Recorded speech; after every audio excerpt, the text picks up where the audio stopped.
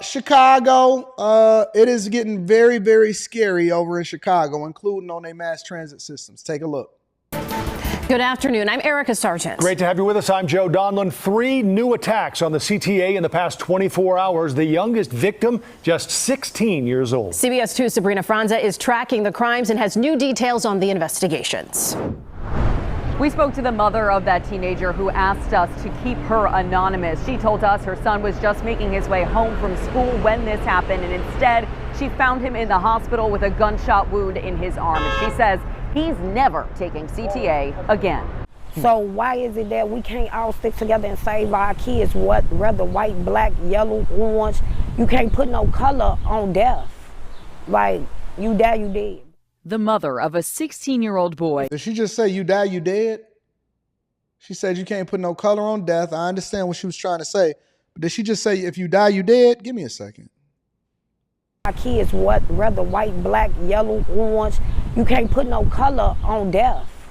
Like, you die, you dead. Let's continue. Mother of a 16-year-old boy. Every day, this our routine. We talk before we come home. Was just on the phone with her 16-year-old son before he was shot waiting for the bus at this CTA stop on Jackson and Damon. And he had just told me his bus was 3 minutes away. Instead of making it home from school, she met him at the hospital. All I know is I got a phone call saying that my son was shot. Where she found him in stable condition, but says their lives were still changed forever. It's getting closer and closer to home. Like, these kids don't have no safety out here. Like, her son's case was just one of 3 violent crimes we've counted relating to CTA yesterday. Had a male laying on the platform, what's going on with church. At the 47th Street Red Line stop around 8 p.m., a 40-year-old was on the train when police say 2 people started to approach him. He was shot in the right leg and survived. Police are still looking for the person responsible. Person with the knife, Red Line 69th Street station on the platform. Further south on the 69th Street Red Line stop, we're told a 46-year-old started harassing passengers on the platform and pulled out a knife. A victim tried to intervene, and the man with the knife was stabbed himself. Police did not report any arrests there either. At today's city council, How come the police can't catch nobody is all I'm wondering. a resolution was introduced calling for CTA President Dorval Carter to resign. Some alders. You know what politicians do? Politicians always grandstand. And so usually what happens is when you see something that happens that's negative or something that comes out, what happens with politicians is that they say, oh man, we think the president of the CTA should resign.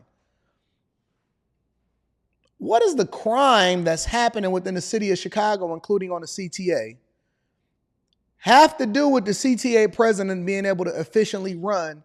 Now, I don't know anything about the CTA president or anything like that, but cops being able to catch criminals, culture is trash, people getting shot on, that don't have nothing to do with the president of the CTA making sure that the buses and the trains and the public transportation is running the way that it's supposed to run. But what politicians often do is that they'll call for the head of it to make it seem like they're actually doing something instead of actually addressing the real issues and the core of the problem in the first place. In support of that resolution are calling for the mayor to fire him if he doesn't resign, but opponents threw up a roadblock, so the vote on that would be delayed. Chicago is very much like Dalton, just a bigger version. It's a reality show. Chicago is a reality show, and so that's what we see on a regular basis. But in addition to that, remember I was telling y'all about a story earlier in the week about a man that was basically on a rapist van, and he was out here doing women dirty, and eventually a woman told on him and he got caught and stuff like that. Well, apparently there was a whole lot of victims. Now, I have to preface this part of the show by telling you that views and expressions and opinions in this part can be very, very graphic. And just make sure that you gird up if you're out there inside of the daycare, then you might want to turn the TV down a little bit because they get descriptive about the new evidence that they found that they released about this guy that was basically running a rape van on wheels, this migrant that somehow, some way was able to purchase a rapist van with no windows on wheels. Take a look. We are uncovering new details about evidence found in what LA County detectives call a rape dungeon on wheels. Investigators say more victims have now come forward. This is just a horrible story. Fox 11's Haley Winslow was the first to break it. And first of all, Haley, what do we know about these victims? Well, sources say at least 2 more victims, unfortunately, have come forward, and their family members. And at least one of them is a child. And I can now report what I'm told the forensic team uncovered inside that van. We want to warn you, it is very disturbing. The stench, overpowering. The mess, overwhelming. Condoms, Christmas toys, a motorized scooter, beer, glue, markers, improvised restraints, a metal partition, and locks on the outside. 2 heroic deputies arrested 40-year-old Eduardo Sarabia in the Angeles National Forest last week. Investigators say they caught Sarabia raping a 26-year-old woman at knife point. Caught a dude in the act. That's how they caught him. They're now starting to release the details. I told you guys I was going to keep you up to date on what's going on in these streets. They actually caught the dude in the act, getting it in at knife point on a 26-year-old, but it gets worse. Investigators say they caught Sarabia raping a 26-year-old woman at knife point. I'm inside the, quote, dungeon rape van where investigators say a serial rapist took his victims. At least 2 women, possibly kids. The evidence forensic investigators found is extremely disturbing in here. There's the mattress, many spots there's semen they found on it. There's several cell phones and thumb drives where they believe he was videotaping his victims. And most disturbing in all of this is probably a small pair of shoes with splattered blood on the soles. Where was this guy operating? Give me a second.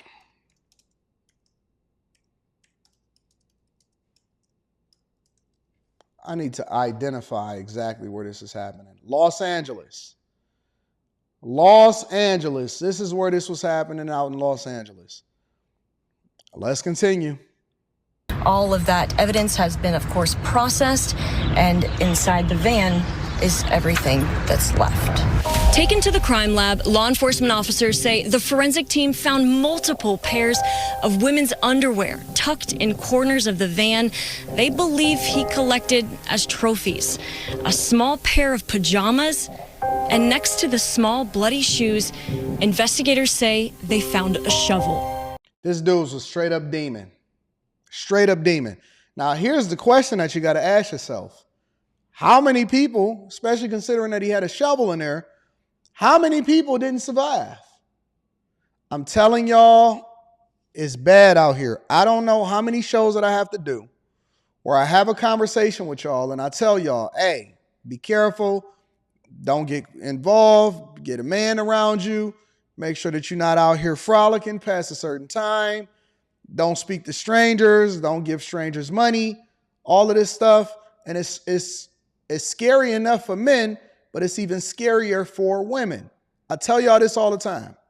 How many people didn't survive? That gruesome evidence obviously raises a lot more questions. Sources say the family members who have come forward since Sarabia's arrest have had concerns about him for years. However, they were afraid to alert authorities because they're undocumented immigrants and feared no one would believe them or they'd be deported. And we've got some new information about the first victim and how this was sort of uncovered. So the first victim escaped. She was sleeping next to a building and a security guard actually woke her up and she said, please just leave me alone, let me be, I've just been raped. And he said, well, we need to call 911. And that's how the whole thing unfolded. Wow. Well, thank goodness for the security guard. Yeah, exactly. And you know, the tripped out part about it is that this is behavior that happens in a lot of these other countries, and all they're doing is bringing it right over here inside of the United States of America. This is behavior that's already been being perpetuated on a regular basis, and then they bring it over here and they keep doing the same thing and they ain't even tripping about it. And so they walk around, they do what they want to do when they want to do it, and then they implement it against you guys. Anyways, to get to the money, the Department of Justice has recently announced that they're going to be filing an antitrust lawsuit against Live Nation. Check it out. This morning, as millions of Americans make their plans to attend concerts this summer, reports of a bombshell new lawsuit that could reshape the music industry. The Justice Department and a group of states plan to sue concert giant Live Nation, which owns Ticketmaster. The DOJ plans to allege the company has used its monopoly power to suppress competition, according to people familiar with the matter who spoke to the Wall Street Journal. The lawsuit would seek changes to the company's business practices, including by asking a judge to effectively undo the 2010 merger of Live Nation and Ticketmaster. This, according to the Wall Street Journal. In 2019, the Justice Department found that Live Nation was pressuring venues to use Ticketmaster, and the government plans to challenge exclusive ticketing contracts that Ticketmaster has with major venues, the Journal like that, reports. Quentin. I'm expecting Live to get Nation you has on the also live faced stream backlash tonight, for some after time hours. over high ticket fees, but the company pushing back earlier this year with a top leader writing that the company is subject to high demand and low supply, adding, "Promoters don't set prices, artists do." The company has also defended its merger with Ticketmaster, arguing it has benefited artists, venues, and fans. Welcome to the Eras Tour. Scrutiny on the company gained momentum after Ticketmaster crashed during a pre-sale for Taylor Swift's Eras Tour, leaving fans crushed. I'm always amazed that one of the things that incentivized them to start investigating Live Nation and Ticketmaster, which Live Nation and Ticketmaster actually merged during the Obama administration's helm back in 2010, I believe. So Ticketmaster and Live Nation merged in order to try to have more control over what was going on as far as ticket prices and fees and things like that.